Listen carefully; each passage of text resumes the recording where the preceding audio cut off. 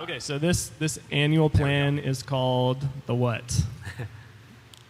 Reference your notes. Mesocycle. Yes. So this is the mesocycle. So this is the long-term annual plan. So if you were to map the athlete out as a whole, I mean, they're going to start, if this is their baseline, you ideally, right, want this to happen. You want like that to be your big peak, right? And like Rupert said, it doesn't happen like that, right? It's going to have a lot of built-in kind of ups and downs that go like this, right? And they wave as you tax them and you recover them and tax them. But if we look at like a month, so say you have 1 month and it's like week 1, week 2, week 3, and week 4, right? So this is your macro cycle, usually right. broken down into monthly blocks. So you usually have 12 macro cycles in your annual plan. That's good math.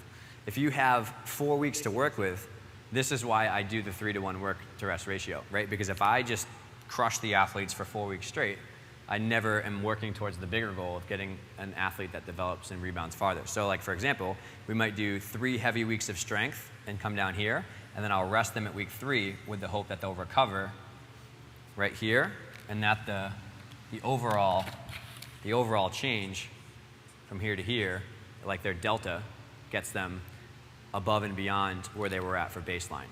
Does that make sense? So then that happens over, obviously, multiple macro cycles and creates slow dips up towards the goal. Okay, so we have the weekly approach, and then we have, so say we have now 1 week of a training effect, so Monday, Tuesday, Wednesday, Thursday, Friday, Saturday, and Sunday. So now we have the same exact idea, just broken down a little bit more, and in order for this to be successful, like Rupert said, you can't just go hard, hard, hard, hard, hard, hard, right? It's just going to be like, and they're going to explode at the end of the week. So you have to slowly, it's undulating periodization, it's called, to help them taper up and down, right? So maybe we have, for example, like so right now in the summer, we do 5 days and 2 days off, not because I wish it was different, because everyone goes to the Cape on the weekend and they wouldn't come to practice. That's the reality of the situation.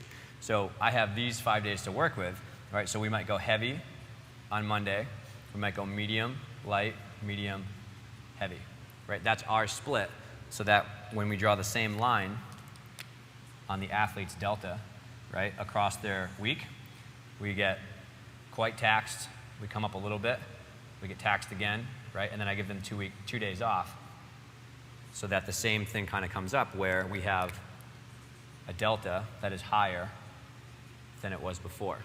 And that's what, I mean, there's coaches out there that are like, we just go hard every day, no matter what, because that's what gets them ready for training and competition in high stress situations. Well, physiologically, no research supports that I've read, right? Because it's just, you just destroy the athlete slowly but surely. If it's not physically, it's emotionally and mentally. And